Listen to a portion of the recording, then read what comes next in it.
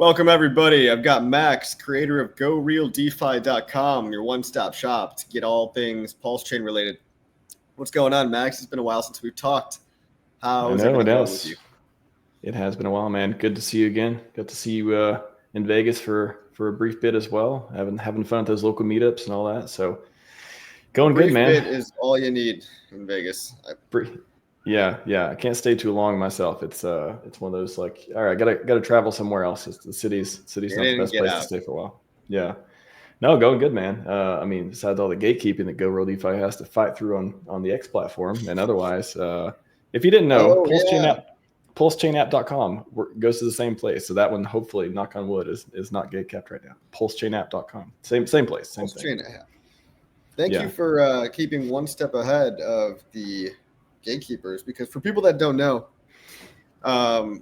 just like app.pulsex.com as well as GoRealDeFi.com, you can't post the links on X. They are false flagged as something malicious, even though they're obviously not.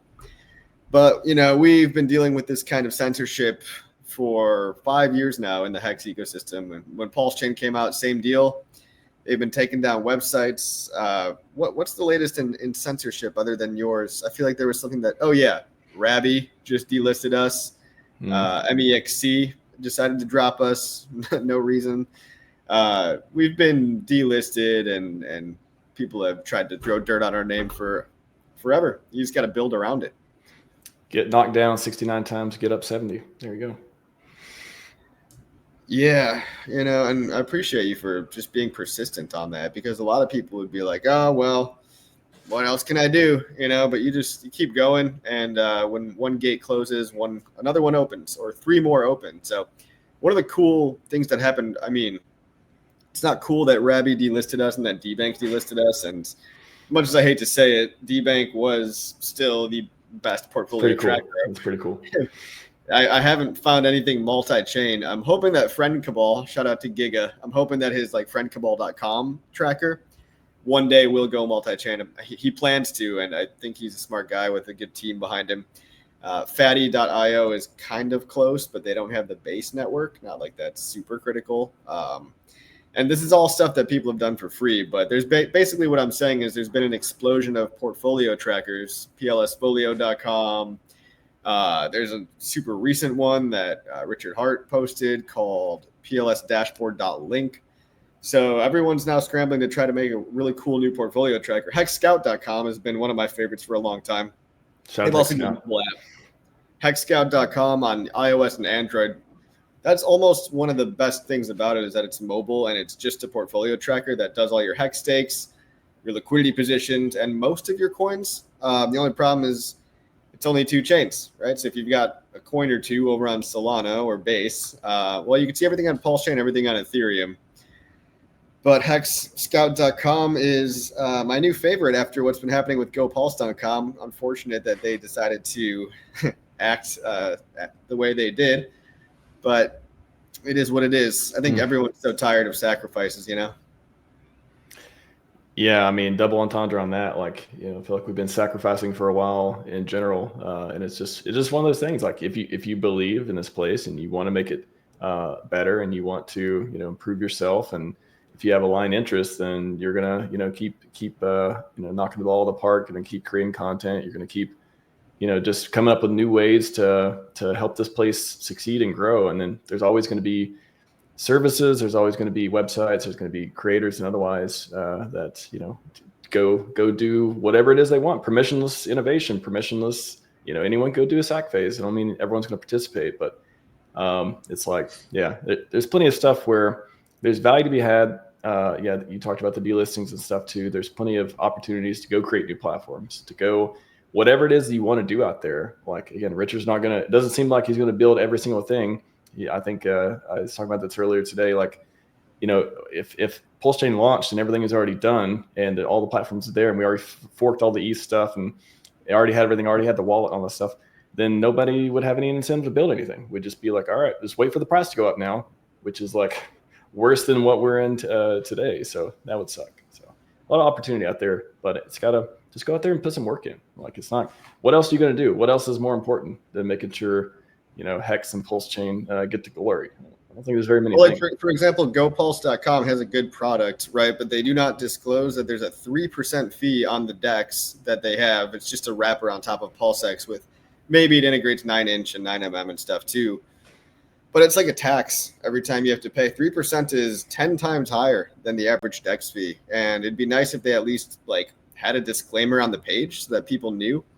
I now realize that a lot of my YouTube descriptions have like a GoPulse link, and from way back in the day, right? It's like now now I have to go and update all those because I hadn't really thought about it. I kind of knew that there was like some kind of a fee. I thought it was maybe 1% or something, and I wasn't really driving people over to that site anyway. But their coin, I mean, I could see the intention behind like wanting to make a coin that has value that goes up. And so it's like, great, you made a DEX and you're going to put the coin with a buy and burn. It's just that, man, we've got perfectly working platforms that charge you 1/10 of what GoPulse is charging. GoPulse isn't telling you that they're charging that much. And it's like, now I've got to go back and like re-update all my links to be like, hey, like just delete. I mean, it's everyone's tired of it. Everyone's tired of sacrifice phases. Everyone's tired of people asking for money at the bottom of a long drawn out bear market that's been brutal, and for not even really providing that much of a differentiated value. It's another DEX wrapper with a buy and burn that charges a fee that's way too high. I don't think I've ever used the swapping features. I think I only use GoPulse for price. I mean, it's got the best interface for prices and for stats and bridge stuff and all that. So I never really used it anyways. I always like Piteous. It's always been the go-to for all these, like literally GoPulse for prices, Piteous for trades, and Go Real DeFi. I like Go Real DeFi for accessing the app. So like those are my three that, they all still work. They all still function. Like, GoPulse may have 10 extra new features or coins or otherwise, but like I wouldn't even know because it's a great site. It's a useful stat site. I like taking screenshots from certain. I don't want it to go away. Don't go. I don't want the stats to go away. Like it's a really important site. You got to realize and there's also something weird about that one where it's like they might have sold the site to somebody else and not disclosed that they've sold it. So it might not even be the original owner, but it does seem kind of like just a minimal value added maximal money grab situation. I mean, people make meme coins every day, so it's like we can't just sit around and cry about it. It's just I understand the frustration point with everybody about like asking for money for something that's just what's really new here, what's innovative. Well, maybe they'll get feedback from the community and go from there. So that's the best we can hope for, is like everyone just keep building, minimal drama, and like we're like, hey, if this doesn't work, it doesn't work. It's if it's a business, if they're running like a business, then maybe they'll. Yeah, it is interesting to see whose hands it'll end up in and otherwise. But it's par for course, man. This is PulseChain. Yeah. I mean, there's always going to be them too, and it's like these aren't going to stop. Like people aren't going to stop asking for money for their cool ideas. In crypto, it's like everybody gets to act like they're the VC or the angel investor, right? It's crowdfunding. There's no accredited investor status, and if the crowd thinks your idea is dumb, then let them say that it's dumb. Like this GoPulse one, I'm not very enthusiastic about it. However, at the same token, a lot of the negative attention it's gotten has given it so much free press that I remember logging onto Twitter the day it came out, and I'm like, I wouldn't have known about this if everybody wasn't so angry about it. So like, I think the best thing to do, for something that like, angry knowledge transfer. Yeah. So, I mean, the best thing to do is just, focus on Hex Scout, focus on like maybe a different portfolio tracker, or, wait and see if they actually do end up making something valuable. The least they could do is put a disclaimer on the site saying, yo, there's a 3% fee every time you trade here. That's kind of. You really got to look at everything through, again, the lens of red candle syndrome. It is like everything that happens, like it's going to be way more dramatic than it may be, at first sight. So it's, I literally did a poll the other day, and I know we'll talk about the Pulse conference in a minute as well. But like, I was like, hey, would you want a PulseX conference, later in the summer? I literally almost 50% said no. how are you voting to have like less creation, less conference? Like, it's like that to me was just like, okay, seriously, like you don't have to do anything. You can participate or not, but like the fact that you don't want more promotion of your bags is like, that's total red candle syndrome to me. I think the frustration with all that is that a lot of it is preaching to the choir. Sometimes the conferences, I mean, I think they're great, and I commend you for taking that initiative, because I'd like to see your version of it. I'd like to see, I think I'm going to speak at the PulseChain online conference, and these things are good to do for community building and for other people being able to kind of say how they feel. I know you're making it only PulseChain, right? Like no external project shills. Is that it? Yeah, good question. I mean, yeah, part of it is like just basically no coin pitches. Like maybe that's the most interesting part is, I mean, there are some projects that, maybe they just want to come up and say, here's why you should buy the coin. But yeah, I really wanted to frame the conference in a way that's like talking about the tech, talking about like what's available, what the stuff people can use. And yeah, if you want to talk about, it's not like you're going to get rejected for talking about a meme coin or talking about some other token that's on PulseChain or has some kind of influence or a crossover with it. But I just didn't want it to be like, here's 30 minutes where I tell you how to buy my coin and why you should buy it and all that stuff. I love fundamentals, so I love all that stuff, but I want to make it more community oriented of like, here's the value this place has instead of like particular coin pitches. So that was one piece of it. But we even got longevity panel. So there's even parts of it. We had AI panel, which is, of course, there's some crossover with PulseChain content creation, and with longevity, there's crossover with, a lot of people are interested in that in the community. So I think it touches on a few different things, but I think the coin pitches was the one where I really wanted to not have that at a conference. It's not, I don't know if it's like a common thing that happens, but I just wanted to do it a little bit different. Well, when you think about like IRL conferences, a lot of them, Consensus or Token 2049, it's like 80% of it, man. It's just crypto bros like shilling to other crypto bros. And I think I think conferences are good because they reinvigorate people. They make you feel like, wow, something's happening here. There's other like-minded people. I'm part of a group. The sense of belonging and purpose is good. But the frustration, and I totally understand, it really comes from like, we're all just circle jerking ourselves here to a degree. How many new people are coming to these conferences? I like that you're talking about AI and getting AI people and getting longevity people in, because that expands the conversation. But the tough part is that when retail is averse to crypto, when nobody wants to, the markets are risk off in general.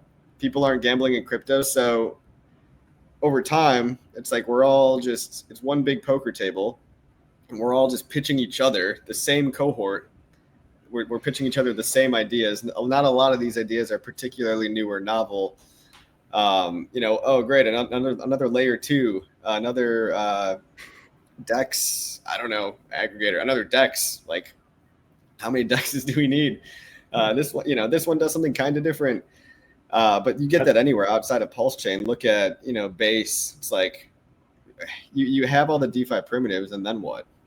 I mean, we haven't seen groundbreaking innovation, in my opinion, so far in crypto since Uniswap. I think just on your point of the conferences, I think there's two different elements that I think are valuable. Where one, of course, onboarding hopefully new people will see it. They'll Google for PulseChain. It'll come up there. Oh, there's like, they did a conference. Oh, this is like the fifth one or something this community does. Oh, they're active. They all that stuff. So it's good. Like onboarding is like one piece for new people, but also I think maybe an underrated aspect is keeping the people here keeping people like from like not leaving, because honestly, I hope, I aspire to have the takeaway for this conference and any other conference, happening, and more conferences the better to me. Like to have the takeaway be, wow, like, I was kind of like down and I was like frustrated and I felt disconnected from the community. But after going and seeing the session, seeing people come together, getting to talk to people on stage, now I do feel reinvigorated. I feel like, oh, you know what? I have an idea. I want to go build that now. I want to go spend my time and energy doing that, because I feel that renewed sense of connection with people. And I hope that's one of the takeaways we have from these conferences too, is the community themselves during these times that aren't up only, we're able to get some more energy from it. We're able to get some more motivation and continue to see this place, blossom. I agree. That's a glass half full way to look at it. And every time I speak at one of these things, whether it's online or in real life, or whether I go travel somewhere, I do feel that reinvigorated sense of belonging and and a little bit more of a motivation boost. So, the people that aren't going to go and the people that are going to complain, they're going to complain no matter what. There's always going to be a cohort of miserable people that just don't want to even try. But if you got nothing nice to say, maybe don't say anything at all. I think it's a net positive overall, especially when it takes such little effort and money, right, to throw something online. I'm not saying budget, little effort, right? lots of effort, you have a good little point. budget. That's a good point to help other people realize, like, if you know how to stream and you know how to use Excel to put together a schedule, and you have people who, you're fortunate enough that they want to come speak at your conference that you're putting on, then you can start your own conference. I hope to inspire others to start, their own events and stuff, because it really is, like you said, like, it's not that hard to do. Yeah, I'm excited to see, like I said, your version of it. I think you've got a pretty good head on your shoulders, a good sense of image, and like keeping a professional demeanor, whereas also just facilitating an environment for people to form connections and all just chat, whether it's in a group chat, virtual green room, or people let people's voice be heard on stage. Maybe there's someone out there that doesn't have a platform that really feels like they got something to say. Go hit up Max and talk at the conference and get your 30 minutes in the spotlight. People might love it. People might be like, yo, dude, you should start a YouTube channel. Like, that's awesome. Or I want to hear more about what you're building, or I want to hear more about this crazy idea you have, some new marketing stunt or whatever. Giving people who don't go on stream very often a platform to engage with, other people on panels or talk about stuff, that's really important for growth. And like, I know I think you and a lot of other people go out of your way to help, spread the word about people who are coming out making new content that are not well known yet. And I think that's very important. And like, we really need to generate that energy, get it back in the community, because we don't want people leaving. We want more people like staying and being more motivated too. So like, that piece is very important. I agree. I appreciate it. Like I said, what's the link that people can go to? Let's just end that conference shill. There is no link. I mean, there literally is no website. So I thought about making a website, and who knows, no expectations. Maybe there will be one at some point, but I'm just going to use my platform to promote it. Of course, if you go to rhmax.tv, that'll go to the YouTube channel. Ask if you want to subscribe. That's the short link. And then on there is the 2 links to both days, Monday and Tuesday, coming up for the conference. So, but yeah, there is. I want to use X. I've been posting about it, the pre-final schedule, all that stuff, new speakers coming in, been tagging people on that, and YouTube to promote it, such as, going on other people's channels and having conversations about it. But no website. So that is a big change from it. So we'll see. Cool. Yeah. Shoestring budget, man. Shoestring budget. It's good. It's good. Yeah. I mean, money's tight across the board. Nobody wants to sell their conviction coins, and how do you really capture new value? I guess let's shift into that topic, right? Crypto has largely become PvP. I mean, even I'm going to launch a meme coin tomorrow just for shits and giggles. We'll see how high it pumps. But like, a lot of these things pump and dump, and it's fine. It's fun because everybody realizes that they're playing this zero-sum game because there's not these hordes of new people coming in. So it's just kind of gambling. But if some of these new meme ideas can be like a Trojan horse to get new interest from other chains over, that might have staying power. If people from Solana can bridge over because they want to buy my meme coin, then I'll launch it tomorrow. I'll give everybody a fair opportunity, right? Like, no, I'm not telling anybody about it now, but and nobody knows about it now, as far as I know, right? Because I've never said it publicly. So I'll drop the CA. We'll see how high it goes, but I imagine it's going to look like, it's going to look like the chart of most or something, or like the chart of a lot of other meme coins, like. Yeah, it'll pump, it'll dump, and then it'll consolidate for a while until we can figure out how to get, how to spice things up a little. What do you think about all that? Oh, I mean, there's definitely trade-offs. I think, the hope with, every time, somebody launches a meme is that, it'll have that, especially, if you have a popular channel and you are talking to different communities and all that stuff too, that it is able to say, hey, here's something to come play with on PulseChain, or like, here's, something about my brand, or if you want to support or otherwise with it. It is a token. It does get you listed on, Deck Screener and all that stuff too. And it gets, if it does well, as we saw with a lot of the pump tires coins, or at least the top ones, for example. Volume gets you up on the stats page, all that stuff as well. It's just one of those things too. I've avoided it for a long time. Again, not saying I'll never do it, but I have no interest to right now. But it's one of those, be careful. The easiest way to stop talking about HEX and sign yourself up for a bunch of other stuff that is unrelated to it, or kind of like I hope it brings value over here and stuff too. So I've been talking about tons of stuff. Yeah. I talk about lots of stuff that's not the core coins because there's a need for that. I have found that being full on maxi doesn't meet people where they're at, and you need to speak people's language. If people are pump fund degens, hey, maybe we can dangle a carrot on a stick over there and be like, hey, I got a little meme, tasty little meme coin for you over here, and then maybe you'll find something longer term like HEX or PulseX or some of these other cool DeFi protocols that I think are cool. But it's just like memes are largely the narrative of this depression. It's almost like a crypto depression that we're in.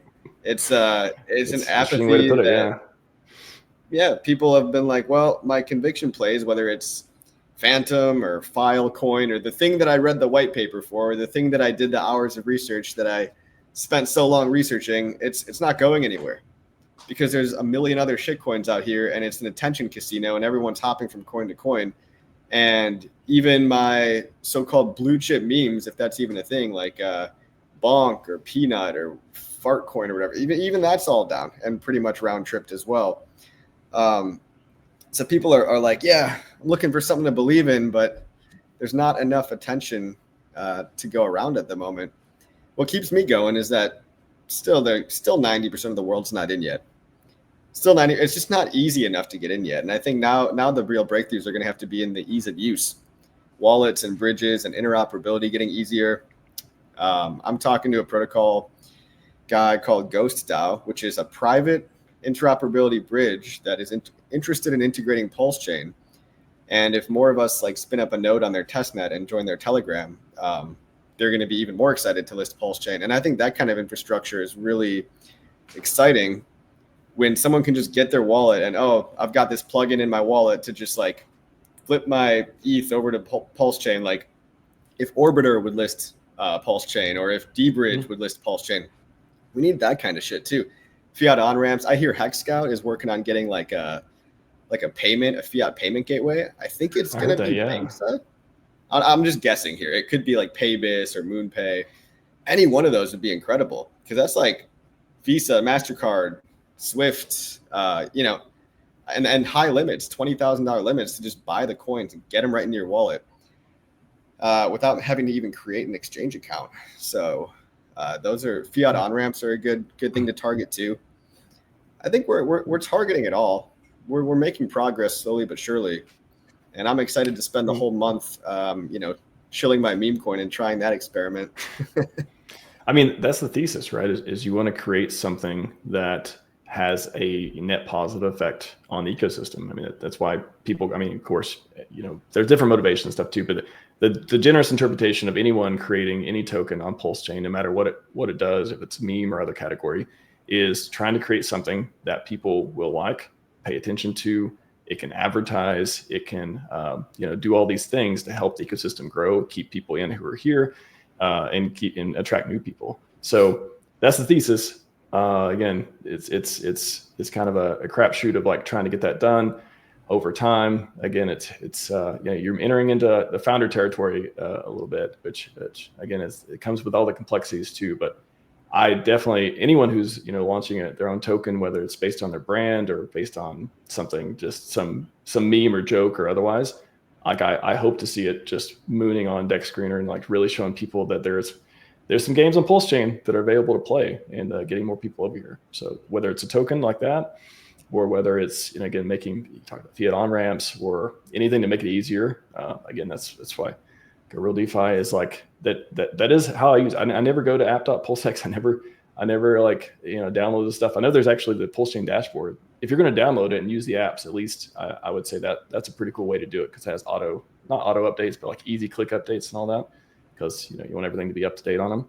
But like making it easier and frictionless to get in the ecosystem, to use the bridge, to use the apps and stuff, like those are things that can attract people And when they're here, the hardest thing, this is what always gets me too, when we get people in and they're excited, they're interested in some way, and then if they see some drama nonsense happening on X, or they come to some roadblock where they just can't get in, they can't bridge over, they can't, some app doesn't work for them, or they click on the wrong link and lose their money.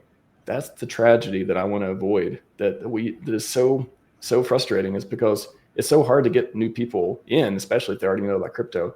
And then once they get here, we want things to be as easy as possible for them to navigate, move their money around, play whatever games they want to play. So like working on pieces like that to make it easier and attracting people over, like that's the biggest bang for buck on PulseChain, I think, right now. There's a lot of issues, and we're trying to solve all of them. You know what I mean? Pump.tires was created so that people would spin up meme coins because it generates volume, and PulseChain does a lot of volume, organic volume. For a brand new chain, it's still regularly in the top 5 or 6 position, and that's because there's real people here trading actual volume. Not as many bots as like Solana and stuff like that, but yeah, it all burns PLS on pump tires, and then when it graduates to PulseX, it buys and burns PulseX with the trading fees. So you need those traders as well. You need different archetypes of people.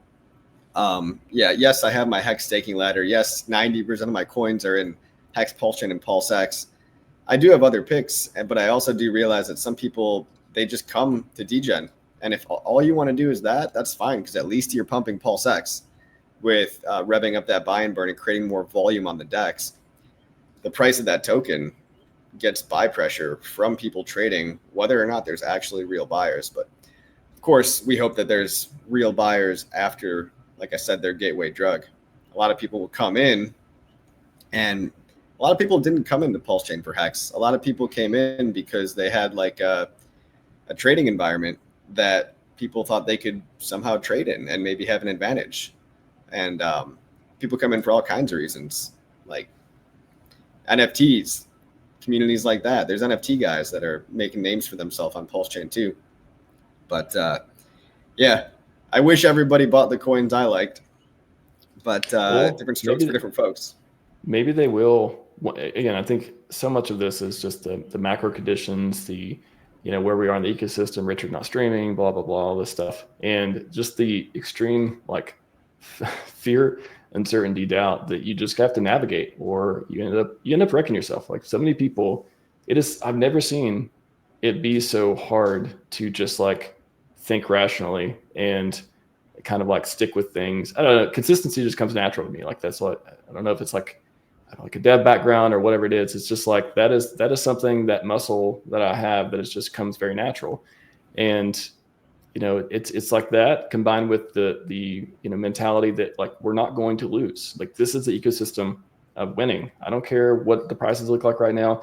I don't care this is that going on, whatever delisting, like none of that matters. All that's, to me, all that's noise. It is everyone's here for a different purpose, reason. I talked about this before.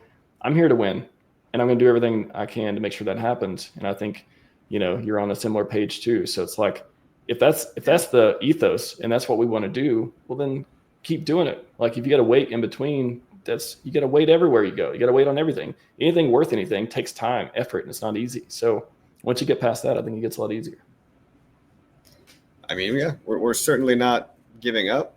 I think a lot of people have come and gone. I think waiting a couple years is just too long. But we're not necessarily waiting as much as we are doing whatever we can. Whether it's something like a silly little meme coin, or integrations with a new bridge, or making hundreds or thousands of YouTube videos about how-tos and HEX staking and what's the new narrative and what's happening with Richard Hart, making websites, making it accessible, education, courses. Like we're trying everything we can in the marketing department over here, and all the builders as well. The people that have made literally 4 decentralized stablecoins or NFT protocols or all these cool DeFi yield farm wrappers on top of PulseX, or I mean, there's other cool DeFi stuff I think that I'm missing right now. Oh, Aave, decentralized lending. You've got fiat.io. You've got decentralized margin trading on fame.io. So everybody's basically planted their seed, and we're kind of waiting for it to grow. people have built such awesome DeFi stuff, and I just don't see it getting a lot of traction right now because, I mean, like Richard even noticed, a lot of the attention economy is in degen casino land. So what are you going to do, right? Yes, new memes are created every single day. Maybe if there's one that, somebody sticks with for longer than 2 weeks, maybe if I, dedicate time to this meme coin over multiple years, who knows? Yeah. It is really one of those, like, we have everything we need within our control, right? Like we got the products here, we got the network set up, we got, Richard's. I don't know what you make of the last, we beat the SEC, and now sounds like there's some reading into some of those tweets around Interpol. Like, I made a tweet recently, just today. I was thinking about, like, sort of had a mini epiphany. I was kind of like, well, and is, if you're Richard, again, already rich, don't need more money. If you make all these assumptions, talked about a million times, all makes sense, all that stuff. Wouldn't you have set up, like, would it make sense to set everything up as, like some kind of like tax beneficial system where whatever money that comes in for whether it's AA, whether it's SAC funds, whatever it is, like, you don't even need to, like what people set those up and, like, oh, you can't, it's not your money. You have to, go by certain rules and do stuff with it. But if you don't want the money and you just want the control over it, you want to deploy it, you want to, like, use it to achieve glory and all this stuff, why wouldn't you do that and then shield yourself from taxes and shit? Again, not a tax advisor. I know there's nuance to this stuff, but, like, it makes sense that, smart guy, lots of resources, would set things up in a way where if it ever came up, anyone accused you, oh, tax evasion, blah, blah, blah, all the sham stuff that Finland people are talking about, like, why wouldn't you? I've already set up in a way that, no, it's easy to defend this because it's already legit in all these different ways. So I'm like, why wouldn't that be the case, right? Like, that makes total sense to me. It'd be cool if he did have the sacrifice wallet wrapped in some kind of a trust. I always thought it was more likely to be in a trust, like a Swiss trust. Like, that entity seems pretty safe. Sure. The 501c3 comment, I believe, was maybe more so in the sense of looking to donate or something to a 50, like maybe looking to, I don't know, fund things. It was a cryptic comment. We can't be sure, but it did give a lot of confidence. At least it displayed confidence, in my opinion. My first thought was, oh shit, like, he's really confident he's going to beat Interpol. Oh shit, we're good. Yeah, that was my instinct. Yeah, like, I mean, for people that don't know, he beat the SEC, and the SEC seems to have been the U.S. three-letter agencies seem to have been the originators of another bogus Interpol red notice in which they accused him of tax evasion and assault of a minor. Two completely different things, neither of which makes sense. I mean, the tax evasion is like, oh, they're trying to get it. It's a money grab for the Finnish government. The Finnish government thinks that the sacrifice money should go to them, but it's like, I think he's just got to clear his name up from that red notice list, which every year, actually, I think Interpol meets about 3 times a year. And every time they meet, they probably discuss the priority list. And if he can get that priority bumped up in terms of a sense of urgency to maybe drop the bogus claims, we might see Interpol gone before the end of this year, which just more gasoline on the fire.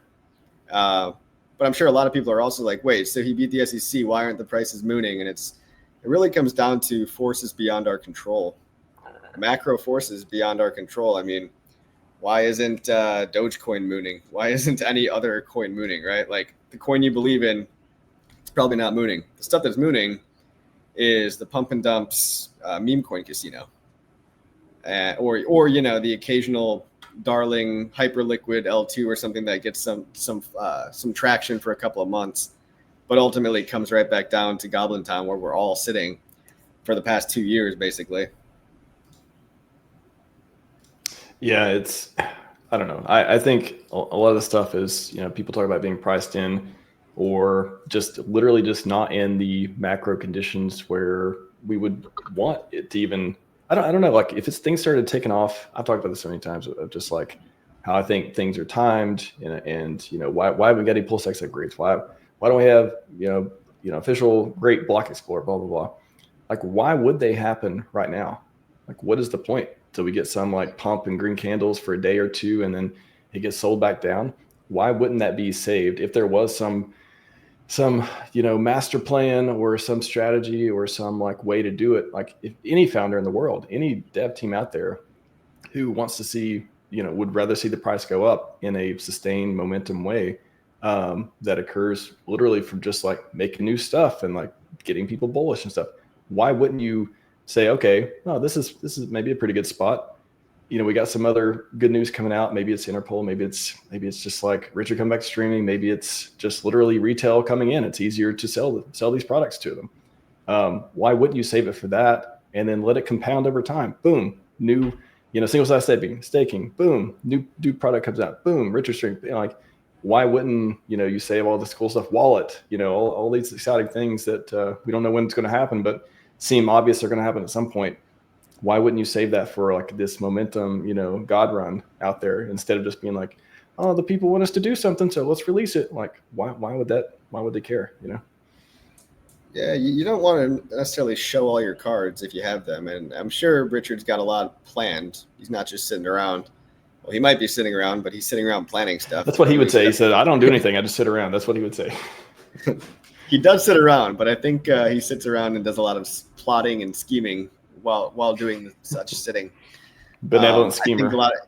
I mean, seriously, people underestimate him because they haven't seen him, and new people have never even really seen him live stream. I think that's what people are just missing, is a live stream, a show of face, a show of confidence.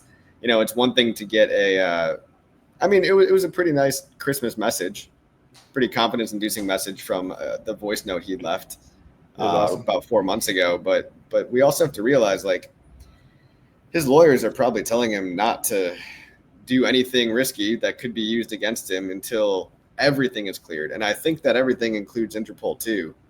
So I do think he will come back to do the marketing, to pump, the ecosystem, to educate people about why everything's so awesome. But I think the whole community, honestly, we've done a pretty remarkable job. I don't think that people are really doing this anywhere else. Because in every other community, they're getting paid by foundations. They're getting paid by like the Solana Foundation. And when you got to sell the price down, got people to pay. We don't have that. There's that. They're selling the price down, but there's also like your heart's not necessarily in it if you're getting paid. That you're just, let's say you're building some protocol on what's that Ripple type of thing that's not Ripple, HBAR. Like, oh, I'm building a decentralized borrowing and lending fork on HBAR, on Hashgraph. But like, it's like, I mean, that itself is just, it's already kind of a overdone concept, and you're getting paid, your team's getting paid $1 million in grant money for it. Like, where's the passion? Where's like, okay, you're going to give a talk in front of this panel, and it's like going to be a dry, boring, like PulseChain's got real passion, like real people. Yes, it's kind of a freak show, but I mean, look at the spaces that like Panos does, or who's the other, KD. A lot of these guys do these hilarious spaces where you get voices from the actual people. And if you want to participate in like the best crypto soap opera, you can do that. I mean, it's like it's real characters, real personalities, real emotion. Yeah, they can be uplifting, and they can be like, what the fuck. We got everything. It is pretty amazing. It is cool. Like, I think you brought up a very underrated point of, we, again, been here for years, just able to see these products and understand how they work, talk about them over and over, help people understand them. Again, you did so much content. You deserve every penny you ever make from anything you do. Like, you've made one of the biggest contributions I've ever seen of anyone, of any community. And we have people who, again, were aligned to make sure this thing is successful, and it's all community based. Again, we went through this, all people are getting paid, all this left and right. It's like, it is so different than any other ecosystem that you can't understand it or experience it until you like live it. It's like one of those things. So yeah, you do have to you have to live it in some way. You gotta live it. You got to block and mute as needed, and then you come back again. I mean, yeah, I do block and mute. 1-2 I punch. can't keep on. Yeah, I can't keep on entertaining the same old false narratives. You know what I mean? After a certain point, they're just not interesting to me. But there's plenty more cool stuff out there. You know. Well, man, great to chat with you again. I gotta run, and I'll You do gotta the go? conference finalized schedule. Yeah, Oh, dude, that was so quick. I'm sorry. Yeah, Sorry. I was late because I was scrambling around. I actually got caught in the Spanish blackout in Spain, so I had a flight delay, and now I'm back. Yeah. I'm glad you're back, though. I'm Funny glad to you made see- it back. Funny to see people dramatizing it on social media. They're like, "I survived the blackout." It's like, bro, the power was out for like 10 hours. Like, I mean, if you didn't have a gallon of water, like, yeah, that sucks. But you should be a little prepared for like, a 10-hour blackout. Anyone in this community could hunker down and just survive, because we got survival skills now, for better or for worse. Or maybe I was just lucky that I was in the city. Maybe some people actually did have it way worse. So I don't mean to diminish it. Sorry to anyone that actually did have it pretty rough. Yeah, things were weird for like a day. There was a little bit of panic, but I was kind of just chilling. My flight got canceled. I went, took a nap, woke up praying that it would be better, and yeah, it was better. So nice. So I'm glad, man. It I always guess sucks to get stuck. I guess the airport actually wasn't the worst place to get stuck because it had power and somewhat of service as well. So services to take you other places too. Pretty good. Yeah, it's nice to fly in a can across the country. But yeah, any last things you want to leave off on? I know the conference, but there's no links or anything. I mean, just to my X, there's the YouTube. I mean, the YouTube channel. On the channel, it's got the days. Everything's already set up, ready to rock and roll. Starting off Monday, the 5th, and going from 10 a.m. Pacific or 1 p.m. Eastern until 6 hours later, so 7 p.m. Eastern. So both days, 5th and 6th. And then Coffee is doing got set up for the keynote at what it be like 1:15 your time, something like that. So I'm excited to see what you got to say about all the good stuff, and kick us off for the conference. And I mean, got a lot of it's got to be like 40 speakers at this point, maybe more by the time we find out the schedule, but around 40 speakers, around 30, I want to say 30 different sessions, a lot of lightning talks, panels, 30-minute talks as well. And I think it'll be a great time. I mean, got a great lineup, and very excited to do the first conference I ever organized. Again, shoestring budget, doesn't even have a website. But I think through social media, that's my game plan to promote, everyone who likes it and wants to talk about it and share the good news of the Pulse Conference 2055 happening 5/5/25. And who knows if we'll have one at 5/5/55 30 years from now? Who knows? But this will be the first one. We'll see. Thanks for everything that you've done and that continue to do. I really appreciate it. So everybody go follow Max, RH Max, for more info about this. Follow him on X, follow him on YouTube. That's all you got to do. See you guys on the next one. Yeah, thanks.